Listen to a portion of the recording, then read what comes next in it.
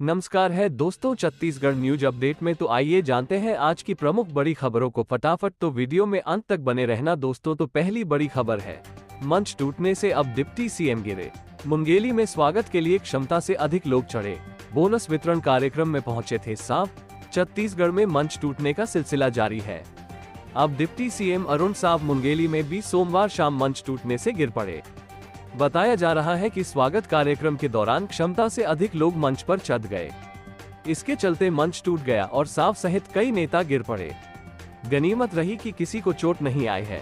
दरअसल धान का बकाया बोनस वितरण के लिए स्थानीय स्तर पर लोरमी में कार्यक्रम आयोजित किया गया था। इसमें स्थानीय विधायक और डिप्टी सीएम अरुण साव पहुंचे थे। डिप्टी सीएम बनने के बाद पहली बार लोरमी पहुंचे साव का जगह जगह स्वागत किया जा रहा था। पुराना बस स्टैंड पर हो रहे कार्यक्रम में साव भी पहुंचे। 2 दिन पहले कोरबा में मंत्री लखनलाल देवांगन मंच टूटने से गिर पड़े थे। डिप्टी सीएम अरुण साव जब कार्यक्रम में पहुंचे तो वहां पहले से ही कार्यकर्ता और स्थानीय नेता बड़ी संख्या में उमड़े हुए थे। लोगों की काफी भीड़ थी। नेताओं में डिप्टी सीएम का स्वागत करने और माला पहनाने की होड़ मची थी।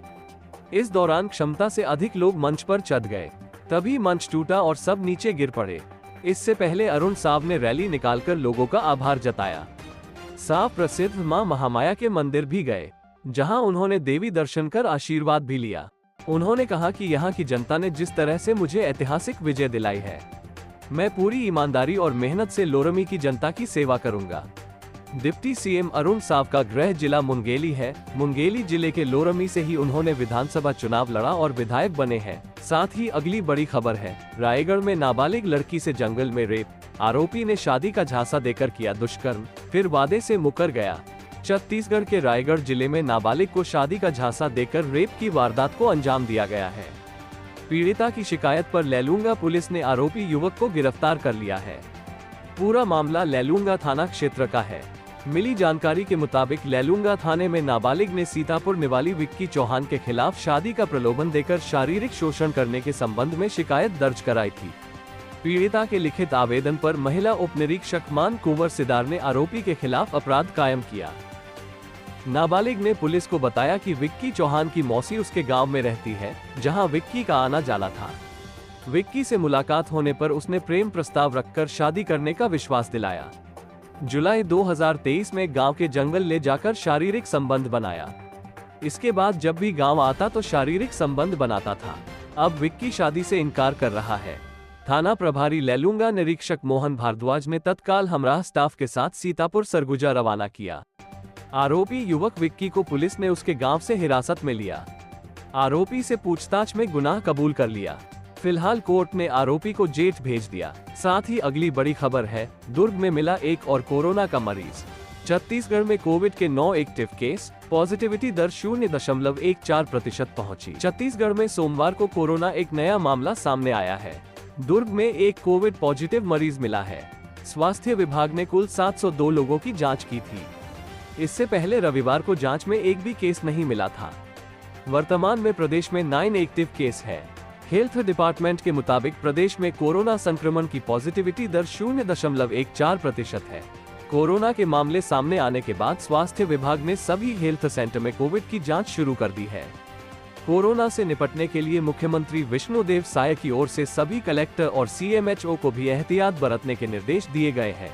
सर्दी, खांसी, बुखार या कोरोना से संबंधित कुछ लक्षण नजर आते हैं तो अपने नजदीकी जिला अस्पताल, सामुदायिक स्वास्थ्य केंद्र और प्राथमिक स्वास्थ्य केंद्र जाकर जांच करवा सकते हैं। स्वास्थ्य विभाग की ओर से सभी हेल्थ सेंटर में कोरोना संक्रमण की जांच की व्यवस्था की गई है। देश में 24 घंटे में कोरोना के 628 मामले सामने आए हैं। एक्टिव केस की संख्या 4052 पहुंच गई है। स्वास्थ्य मंत्रालय के मुताबिक नए वेरिएंट के देश में 63 मामले मिले हैं। गोवा में 34, महाराष्ट्र में 9 और कर्नाटक में 8 मामले नए वेरिएंट के हैं। 24 घंटे में 315 लोग कोरोना से रिकवर हुए हैं। कोरोना का सबसे ज्यादा असर केरल में देखने को मिल रहा है। 24 घंटे में 376 मामले सामने आए हैं और एक मरीज की मौत हुई है। इनमें 6 केस नए वेरिएंट के हैं। राज्य में पिछले 5 दिन में 8 मरीजों ने दम तोड़ा है। इसी के साथ ही अगली बड़ी खबर है, गैंगस्टर तपन सरकार के घर पुलिस ने की छापेमारी। एएसपी और 4 थानों के टीआई कर रहे आरोपी की तलाश। शुभम राजपूत हत्या मामले में दुर्ग पुलिस ने गैंगस्टर तपन सरकार के घर पर छापा मारा है। एएसपी अभिषेक झा समेत 4 थानों के टीआई सहित 25 जवानों की टीम ने मोहन नगर क्षेत्र स्थित तपन के घर पर छापेमार कार्रवाई की, मगर पुलिस के कार्रवाई की भनक लगते ही वो फरार हो गया है। उल्लेखनीय है कि खुर्सीपार क्षेत्र में इसी साल यानी 2023 में शुभम राजपूत की आरोपी सेवक निषाद ने हत्या कर दी थी। मर्डर केस के बाद आरोपी सेवक निषाद को गिरफ्तार कर लिया गया था। तब से इस केस में जांच की जा रही थी। पुलिस जांच में खुलासा हुआ कि शुभम राजपूत गैंगस्टर तपन सरकार के लिए वसूली का काम करता था।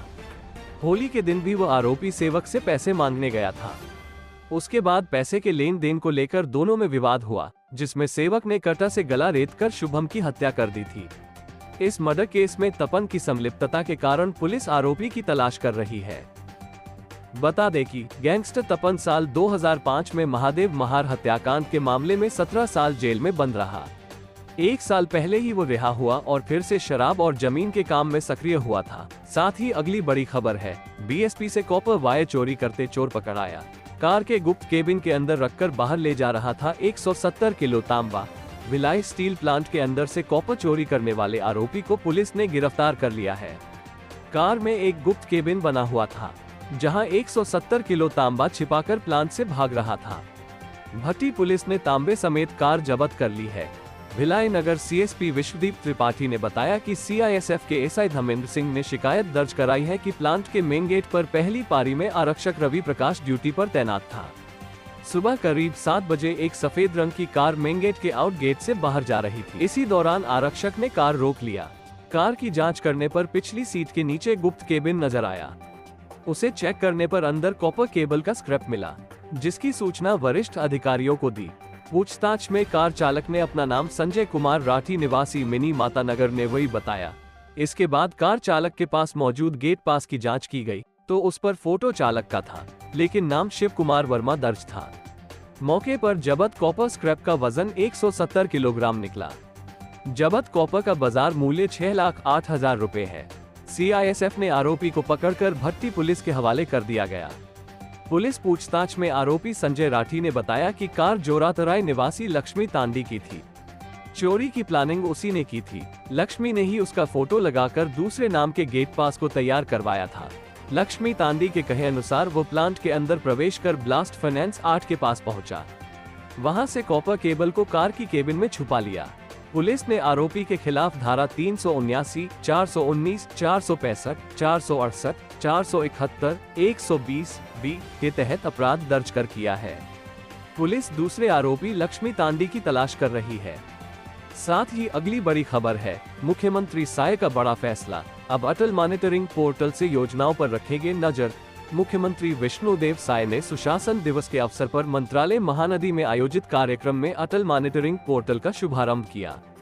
पोर्टल के माध्यम से मुख्यमंत्री सचिवालय सीधे योजनाओं के क्रियान्वयन पर नजर रखेगा। शासन की मंशानुरूप पारदर्शी और बेहतर तरीके से क्रियान्वयन नहीं हुआ तो सख्ती भी बरती जाएगी। वर्तमान में 23 विभागों की 35 महत्वपूर्ण योजनाओं की निगरानी पोर्टल के माध्यम से की जाएगी। मुख्यमंत्री साय ने कहा कि अटल मॉनिटरिंग पोर्टल से योजनाओं के जमीनी क्रियान्वयन की रियल टाइम स्थिति मिलेगी। सुशासन तभी आता है जब लगातार निगरानी होती है। पोर्टल के माध्यम से अद्यतन जानकारी होगी, जिससे योजनाओं की नियमित समीक्षा की जा सकेगी। ये देखा जा सकेगा कि विभाग समयावधि में कार्य पूरा कर रहे हैं या नहीं, जिलों को दिया गया लक्ष्य पूरा हो रहा है या नहीं।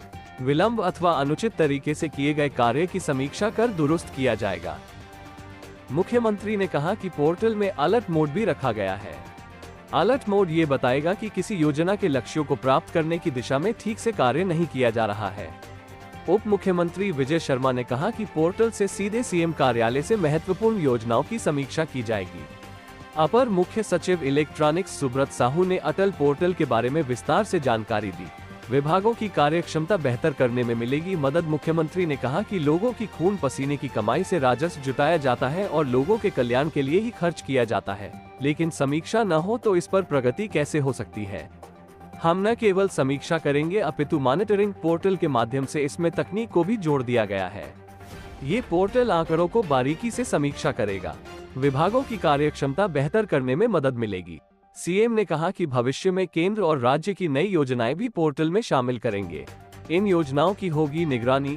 प्रधानमंत्री आवास योजना, प्रधानमंत्री ग्राम सड़क योजना, प्रधानमंत्री गरीब कल्याण अन्न योजना, जल जीवन मिशन, CGE डिस्ट्रिक्ट, सखी वन स्टॉप सेंटर, खेलो इंडिया, धान खरीदी एवं कस्टम मिले, प्रधानमंत्री कृषि सिंचाई योजना। बने रहिए दोस्तों, साथ ही अगली बड़ी खबर है, तिरंगा लेकर उल्टे पांव चलकर भारत भ्रमण यात्रा।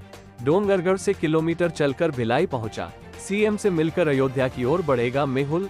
डोंगरगढ़ के मेहुल लखानी हाथों में तिरंगा लिए उल्टे पांव चलकर भारत भ्रमण यात्रा पर निकले हैं। डोंगरगढ़ से 3 दिन पहले यात्रा शुरू की, अब 80 किलोमीटर चलकर सोमवार को भिलाई के पावर हाउस पहुंचे। मंगलवार सुबह फिर रायपुर के लिए निकल पड़े हैं। यहां CM साय से मुलाकात कर अयोध्या के लिए आगे बढ़ेंगे।